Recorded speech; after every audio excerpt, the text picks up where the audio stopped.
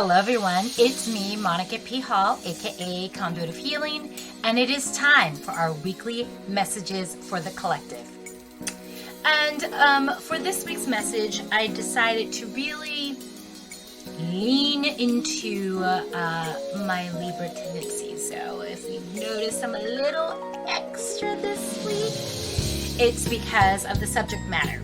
But before we get into it, if you have been enjoying my previous messages, if you've been enjoying this channel, if you've been getting anything out of it and you haven't subscribed, please make sure you do. To those of you who have subscribed, thank you so much. And make sure you are leaving messages, liking the videos, and yeah, leave some feedback. Let me know how these messages are affecting your life, some decisions that you've made, whatever you feel like sharing, right? Because, yes, these messages are for the collective, but I think that when we share our points of view, when we've shared our lessons that we've learned in these kinds of situations, I feel like it's helping other people. Okay? All right. Thanks so much. All right. You ready to get into it? Are you ready? Are you ready? One word. This week's message, the subject. Love. I know. But we're going into love in a way that you may not have actually really thought about or really, leaned into in terms of what we're about to discuss. All right, so the message. Told you I don't make this stuff up, but yeah, I know. By now you guys should believe that I do write this down. So here we go. When it comes to love, the first thing one must understand is that love is the essence of the universe. Love is required to live life. One may have all the necessary nutrients to sustain a vessel to contain the soul, but without love, there's no desire for the soul to thrive while embodied. Without love, we are emotionally, spiritually, mentally, and physically malnourished. So it is important that you make sure you are both lovable and have love ability.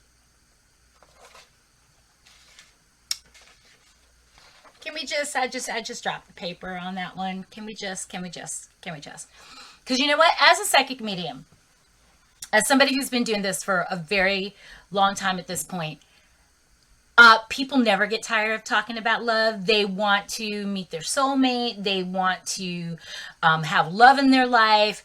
But they never really think about something as simple as, am I lovable? Am I lovable? Would I say that I am lovable? And what does that mean? Well, being lovable means that you have the ability to let someone love you. You have the ability to allow love to come in your life. You have the ability to allow yourself to be affected, to be changed, to learn from, to grow from, to lean into, to fall into this whole concept of love. For some reason, some of you out there want love with a disclaimer. Love, but on my terms. Love, but all I got to do is show up and I don't have to do anything. Love, but I can keep all of my damage. I can keep all my issues. I can keep all my addictions if you have them. I can keep all my toxicity and I can have love. And, I'm going to be honest with you guys. You're asking someone to do something that you're struggling with yourself. If you have toxic tendencies, if you have self-destructive tendencies, right? If you are struggling with trauma, if you're struggling with your broken parts, if you're not acknowledging it, if you're not seeking any help for it, if you're not trying to heal it, you are having problems with loving yourself and yet somehow think that you're in a position to truly be loved by someone else. I mean, when I break it down to you like that, does it make sense? Because I don't think it makes sense. And that is not to say that we all don't deserve love, because we do, right? The first thing that the crew said was that love is the essence of the universe. So there's the love that is kind of universal. It's there. It's always there. It's always going to be there. But what happens to us in our navigating of life, our going through its challenges, our going through changes, trauma, growing, trying to understand the difference between our ego and our soul, our ego's agenda and what's for our best and highest good. Loves can be very, very confusing, right? So, are you lovable? And if you do think, well, I do think I'm lovable. Okay, so if you are a lovable person, you are telling me that you already love yourself. See how that works? So if you really do love yourself, you're already attracting people who love you. Now, the other thing about love and attracting people who love you, are you attracting people who not only love you, but you can love them back? See, that's the other thing. We have these idealized versions of love that, sometimes they're completely unattainable. And what do I mean by that? What I mean by that is we cannot expect one person to be like the one-stop shopping mall for all the ways in which we need to feel loved. Now, here are some basics that are kind of like, these are deal breakers. If these people cannot do this, if you cannot do this for someone, please just part ways, and just everyone walk away, wish each other well, and go work on yourself. If you are not emotionally available, if you have a problem with vulnerability, if you have a problem with tenderness, intimacy, you are not lovable. And not only that, you have no lovability. Because in order to properly love one another, you got to let them in. And not only do you need to let them in, then you need to be able to leave, out of yourself, in a matter of speaking, and reach them where they're at too. So everybody basically has to agree to kind of, reach outside of themselves a little bit in order to connect. See, I'm doing this? Connect with someone else. If you're so worried about getting hurt that you will not risk being vulnerable, you're not lovable and you do not have love ability. If you are worried about making sure that you need to control the circumstances of the relationships, that you have to be the shot caller, that you're it's my way or the highway, if you have to dominate every aspect of the relationship, you are not lovable and you do not have lovability. Because a person who needs to dominate, a person who needs to be the shot caller, a person who needs to rule the guidelines, the structure of a relationship with someone else, that's not love, that's fear. They're afraid of abandonment. They are afraid of losing control of their feelings and falling so deeply in love with the person, and possibly the person could be themselves, that it leaves them feeling vulnerable and susceptible to hurt. Let's talk about hurt for a second. If you're too afraid of getting hurt, that you put all of these kind of walls of protection around your love, you don't really want love. You understood me, right? Did you hear me? Did you absorb what I said? If you do not understand that in order to have love in its best form, and the form is it changing your life, it making you a better person, it making you see the world in a new way, it making you appreciate someone's very existence, then you don't want love. Because, I mean, hello, something as simple as, you see that guy back there? That guy? I know you love him as much as I do. Magic. Magic is my 6th cat that I've had in my lifetime. And so what does that mean? That means I have loved 5 other cats deeply. And they have loved me deeply. But guess what? They died.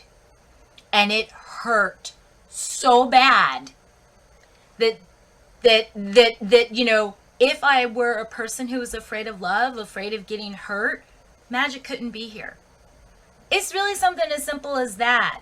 That if you want to love deeply, if you want to be loved deeply, you need to understand that the trade-off is your fear of getting hurt. And it has been my experience. I cannot speak for anyone else. I'm not going to speak for someone else. It has been my experience that anytime I have risked getting hurt in order to love someone, in order to be loved by someone, it's been worth it. Now, I don't know if all of you know this, but I have been married. I was married at one point, and married a soulmate, my best friend. And, obviously I'm not married anymore. And so what happened? People, I think, want to kind of oversimplify relationships and marriage sometimes, that, I guess if I weren't an honest person, if I didn't want people to learn from me and learn from my life lessons, I would say, oh, it just didn't work out. It's not that simple. The truth of the matter is that when you're in a marriage and when you're in a long-term relationship with someone else, right, you're both growing at different rates, sometimes the same rate at the same time. And in order for the relationship to continue forward, right, we have to love one another to allow the other person to grow and to figure themselves out and to change however they need to change in order for them to become more of themselves. And I think that what happens in relationships, long-term relationships, when both people are not secure in the relationship, and they're not secure, not necessarily in the relationship, but within themselves, there's this fear that my partner's going to outgrow me. And so rather than trusting the love that you already have, whether a commitment has been made or not, in terms of a formal commitment like a marriage, rather than trusting that love, a lot of times what happens is people unknowingly and unwittingly choose to feed their fears and somehow put controls over the love, right? They're trying to slow the person down. They subconsciously try to sabotage this person's growth. They try to change them in a way that is not, the right thing for the person in question. And without getting too personal and naming names and so on and so forth, that was the situation with my marriage.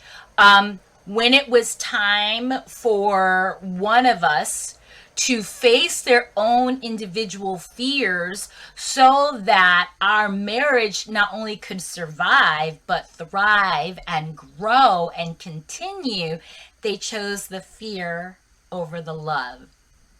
Do you see how this kind of situation happens repeatedly over and over and over in love relationships? Sometimes we are so afraid of losing love that we sabotage it and we get rid of it. And so, look, I don't have to be afraid of losing you now, because I messed the whole thing up. I wrecked the relationship, and so I've lost you. So I have now manifested my worst fears. All because it was easier for me to choose the fear than it would be to look at myself, look at my shortcomings, look at the work that I need to do, and love myself enough to do everything I could to get myself where I needed to be so that I could keep my loving relationship with you. I know this is resonating for people. I know that a lot of you, this is kind of like ringing bells. Either you've been that person who chose fear, or you've been the other person who's watching their love throw away everything that you have been through, worked for, hoped for, dreamed of, simply because they can't deal with themselves. So they'd rather just throw love away. There's this assumption, right?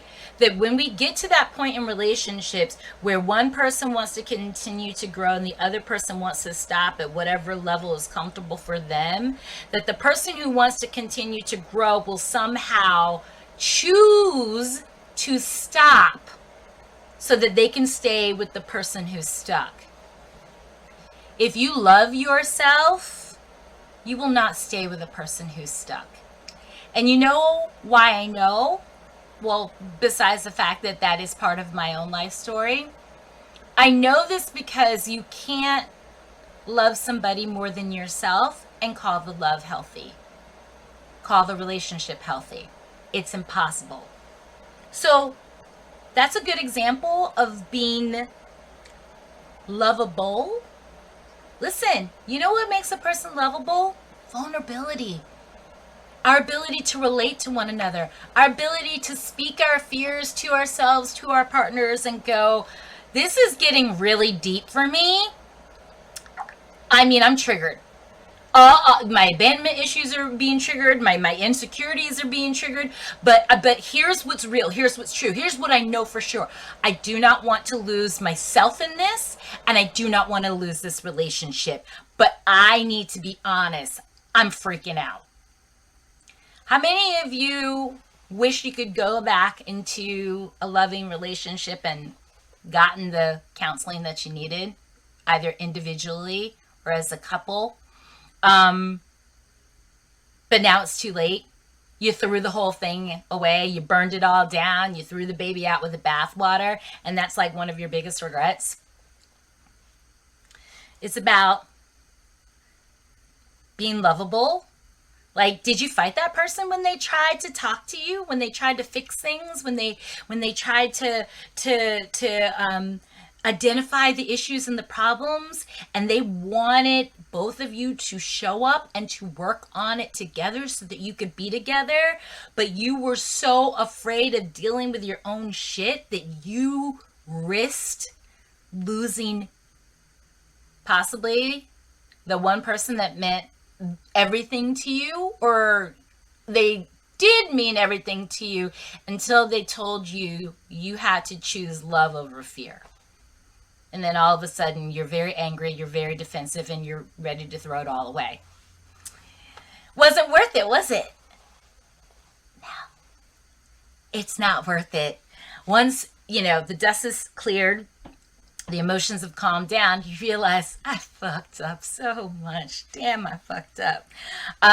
What do you do in those cases? Well, you forgive yourself, because if the person never wants to speak to you again, there's no point in bothering them, especially if, for a long time, they were holding up the relationship by themselves and you weren't even bothering to show up at all because you just took the whole thing for granted, like it wasn't a gift. Loving relationships are gifts. Please treat them like the gifts that they are. Wonderful, loving people are gifts. Please treat them like the gifts that they are. We all deserve to be treated like the sacred, priceless, unique expression of all there is that we are. Okay? So let's go more into being lovable. So much trauma, early childhood trauma, things that we go through, things that have altered us and how we think about ourselves, have so much to do with us being lovable for ourselves. A lot of times we identify with our trauma so much that we believe that the self-defense mechanisms that we developed in order to survive the trauma is actually who we are. I'm going to say that again. Sometimes we identify ourselves as the self-defensive mechanisms we had to develop in order to survive our trauma. Let me say this clearly. Who you had to become to survive what you went through is not who you are. I'm going to say it again. Who you had to become to survive what you went through is not truly who you are. Why am I saying this so confidently? I'm saying this so confidently because who you really are is the person who got hurt and had to develop those defense mechanisms in order to survive the trauma. That vulnerable, sweet, perhaps naive,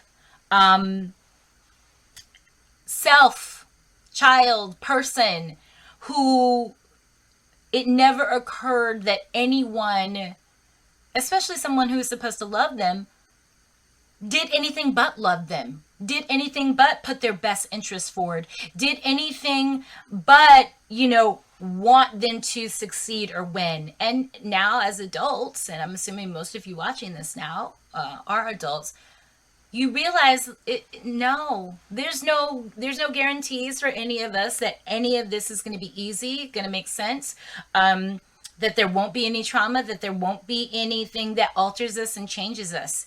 There will be. But if we do our work, we can get back to our true essence of being loving, kind, sweet, perhaps not as naive, but the essence of our true self, which I'm going to say, if not fucked with, is beautiful, is divine, is great, is love. If not fucked with, we are all love. If fucked with, it may take some twists and turns and perhaps a few detours. Some cuts, some bruises, some bangs, some broken limbs, broken hearts, But we have to recognize that that's not who we are. Who we are is the person before the trauma. And that's why it's so important to work through your trauma and heal through your trauma, because the goal is to really get back to the essence of who you really are, which is a loving, beautiful, divine, amazing, powerful being. Okay? So when we do that, when we get back to our loving self, we now can protect that person.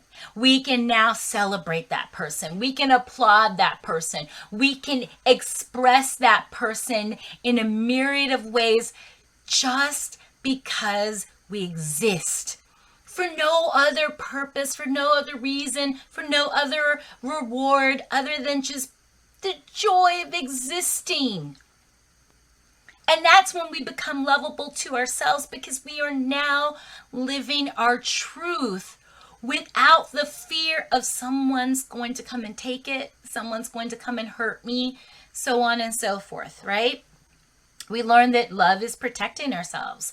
Love is setting boundaries. Love is sometimes saying no to hurtful people, hurtful situations, toxicity, and just not putting ourselves in a situation where we are not going to receive love, whether or not a person can receive love from us. Okay? Lovable. Lovability. Okay?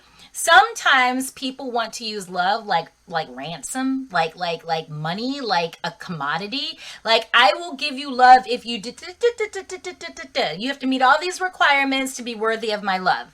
That's not love. That's not love. There's been a lot of talk about narcissism, right? There's been a lot of talk about, people trading love for wealth, for power, for status.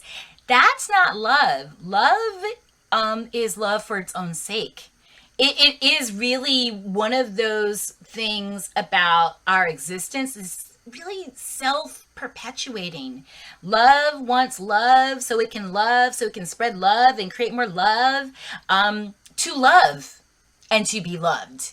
So when you find yourself in a situation where you're being asked to trade your love in order to satiate someone's ego, pay their bills, give them power, satiate their trauma, their damage, you're not in a true loving relationship. You're in a business transaction. And personally, if I'm in a business transaction, I'd rather just go ahead and give you some money. You know what I mean? Because love is a lot more precious than money. You know, if you have a job, if you have the ability to get a paycheck, if you have some sort of situation where you can get money, like, here, take the money and then, you know, give me the. But my love? No, see, because, when I give you money, I don't have to think about it anymore. When I give you love and it's mistreated or it's abused or it's disrespected or it's taken for granted, you know, you got me fucked up for a minute. You know what I mean? Like, I'm wounded. My heart chakra is broken. And I have to somehow find the courage to scrape myself off the floor, pull myself back together, love myself enough to do that. And then what's even more courageous, brave, insane, amazing, and whatever miracle one could decide, to do it all over again and to risk it all over again, my heart, in order to love someone, and then allow myself to be loved by them. So love is not a commodity. It's not a commodity. It is, in fact, the strongest energy in the universe. We see it all around. What happens to animals that are abandoned by their parents? What happens to children who are abandoned by their parents? What happens when you don't water your plant? You don't nurture it. You don't talk to it. You don't feed it. These are acts of love. Anything that doesn't receive love dies. And that includes us.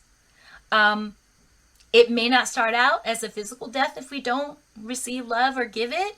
It may be a spiritual death. We could just walk around, you know, feeling dead, looking dead, dead eyes, energy's low, because we're not exchanging the energy we need most to even do this whole embodiment thing. So love is very complicated, but at the same time, it can be very simple. Are you lovable? And do you have the ability to love? So I know that was a lot. It was a lot. So listen, I'm going to leave it there.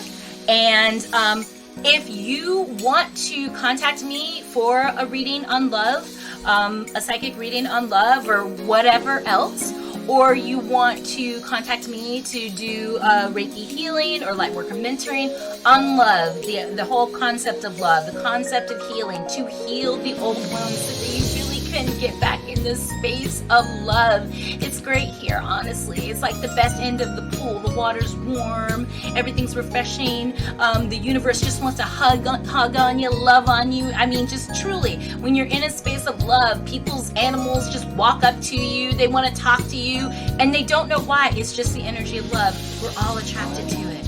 Okay? So you can reach me at my website, conduitofhealing.com. We do a free consultation to just discuss what it is that you're looking to do, what I can advise you of a service that you might need. So that part is free. But honestly, more love, people, more love. I mean, gosh darn it, it's not just that cliche of what the world needs now is more love. No, that's really what the world needs now. Look at it. Look at it. Okay? Yeah, Magic was too tired to attend today's recording, conscious. But he is with us in spirit. always. All right, so thanks so much, everyone. Once again, if you're enjoying the videos like today's, talking about love, make sure you're hitting the like button. Also, make sure you're subscribing to the channel and comment. I want to hear the love stories. For real, though, for real. I mean, you don't have to get it too personal, but I mean, overall, kind of what you've learned about love, or what you need to learn about love, or what you could be doing better when it comes to being lovable, when it comes to your love ability. What could you be doing better? Tell me all about it. I want to hear it. All right. Thanks again, everyone. Have a great week.